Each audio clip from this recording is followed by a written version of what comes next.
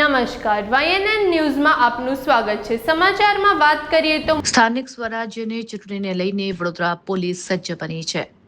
ઉચ્ચ અધિકારીઓને પણ સૂચના આપવામાં આવી છે, ત્યારે પોલીસ કમિશનર નરસિંહા કુમારે નિવેદન આપ્યું છે। થોડા સમય અગાઉ જ રાજ્યમાં કેટલાક પોલીસ અધિકારીઓની બદલી કરવામાં આવી છે, ત્યારે ચૂંટણીને ધ્યાનમાં રાખીને તમામ પોલીસ કર્મીઓની એક બેઠક મળી હતી અને શાંતિપૂર્ણ રીતે ચૂંટણી થાય તે માટે એક્શન પ્લાન બનાવવામાં આવ્યો હતો। આ સાથે જ અસામાજિક તત્વો સામે કાર્યવાહી કરવામાં આવશે। લાયસન્સવાળા હથિયારને જમા લેવામાં આવ્યા છે। લાયસન્સવાળા હથિયાર જમા કરી દેવામાં આવ્યા છે, તો 11 ચેકપોસ્ટ પર વોચ ગોઠવી દેવામાં આવી છે।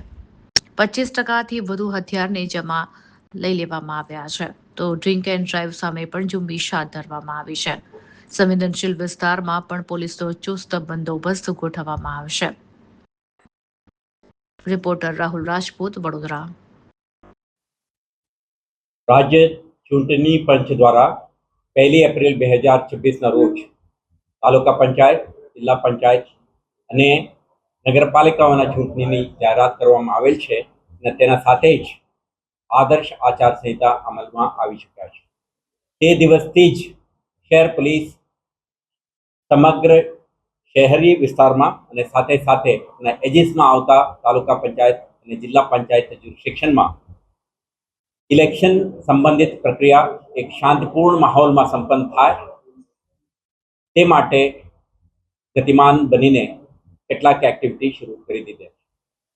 તમે જાણો છો કે થોડા સમય પહેલા રાજ્ય પોલીસ દ્વારા કેટલાક ઇન્સ્પેક્ટરોના નવા નિયુક્તિ પણ થયું છે।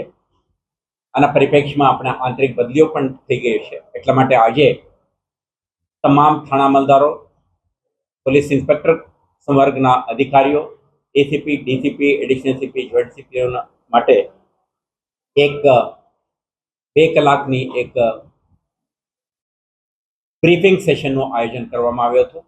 આમાં ઇલેક્શનની પ્રક્રિયા, જોડાયેલ સ્ટેકહોલ્ડરો અને સમગ્ર પ્રોસેસમાં એક ન્યાયિક મુક્ત વાતાવરણમાં શાંતિપૂર્ણ માહોલમાં ઇલેક્શન સંપન્ન કરવા માટે પોલીસની ભૂમિકા, જવાબદારીઓ અંગે આપણે સેન્સિટાઇઝ કરી છે અને તે અંગેની વિગતવારની એક્શન પ્લાન પણ આપણે તૈયાર કર્યો છે। આના ભાગરૂપે ને શહેરના જે રિટર્નિંગ ઓફિસર, અસિસ્ટન્ટ રિટર્નિંગ ઓફિસરો અને અન્ય સ્ટેક હોલ્ડરો સાથે મળીને આખા એક્સરસાઇઝ હાથ ધરવામાં આવી રહ્યું છે અને પોલીસ દ્વારા એક માહોલ બને તે માટે anti social elements, non criminals, potential disruptor સામે ક્રેકડાઉન, જે ગુનેગારો વિરુદ્ધમાં આપણે ન્યાયિક પ્રક્રિયા ચાલી રહ્યું છે, જેમના વિરુદ્ધમાં સમન્સ, વોરંટ, નોન બેલેબલ વોરંટનું ઇસ્યુ થયું છે, આના બજવણી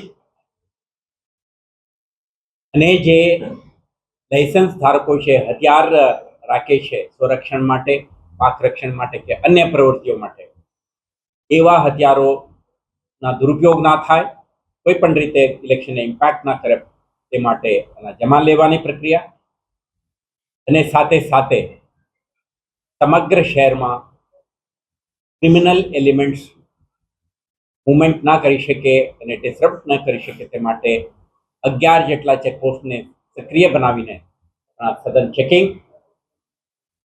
આવા પ્રવૃત્તિઓ સાથે જોડાયેલા નોન ક્રિમિનલ્સ ઉપરનું આપણા જે વોચ સક્રિય બને તો એમના વિરુદ્ધમાં ફર્મ એક્શન માટે આપણે એક્શન પ્લાન બનાવીને અધિકારીઓને સૂચના આપી છે। અત્યાર સુધી ઓલરેડી ગતિમાન બનીને આપણે 25%થી વધારે હથિયારો જમા થઈ ગયા છે। ગઈકાલે પણ તમે જોયું છે વાહન ચેકિંગના ઝુંબેશ શરૂ કરીને 25થી વધારે ડ્રંક એન્ડ ડ્રાઇવિંગના કેસો, 135 હેઠળના જે જાહેરનામા ભંગ કરે અને હથિયાર લઈને ફરે એવા તત્વો વિરુદ્ધમાં આપણે ક્રેકડાઉન કરી છે।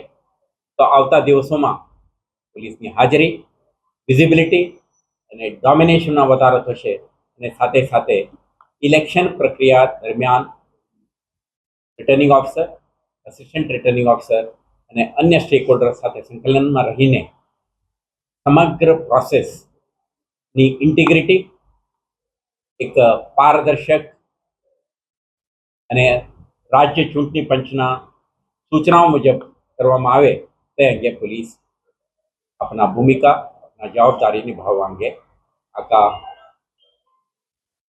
પ્લાન ઓફ એક્શન તૈયાર કરીને અમલમાં મૂકી છે. આવતા દિવસોમાં જે શહેર પોલીસ દ્વારા જુદા જુદા ક્ષેત્રમાં જુદા જુદા હેડ હેઠળ કરવામાં આવી રહેલ કામગીરી અંગે તમને વખતો વખત જાણકારી આપીશું અને એક ઇમ્પેક્ટફુલ કામગીરી કરીને સમગ્ર પ્રક્રિયા શાંતિપૂર્ણ માહોલમાં સંપન્ન થાય. 26માં થતા મતદાનના દિવસમાં પણ સરસ માહોલ બની રહે તે માટેના આપણા બંદોબસ્ત સ્કીમ પણ આપણે રૂપરેખા તૈયાર કરી છે અને 28 તારીખના જે મતગણતરી છે તે અંગે પણ આપણે કાઉન્ટિંગ સ્ટેશન્સ ઉપર પણ બંદોબસ્ત અંગેનું આખા પ્લાનિંગ થઈ રહ્યું છે.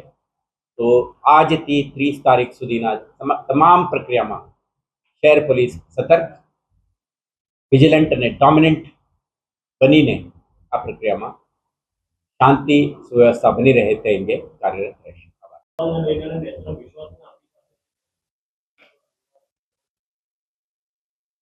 રાજ્ય ચૂંટણી પંચના માર્ગદર્શી સૂચના મુજબ જે રેવન્યુ વિભાગના અધિકારીઓ છે એમના સાથે પોલીસ અધિકારીઓ જોડાઈ જઈને વલ્નરેબલ વિસ્તાર, ક્રિટિકાલિટી એસેસમેન્ટમાં જે એક્સરસાઇઝ કરવાનું રહે આમાં પણ આપણે હિસ્સો બનીશું અને તે અંગેને એક્સરસાઇઝ થઈ રહ્યું છે.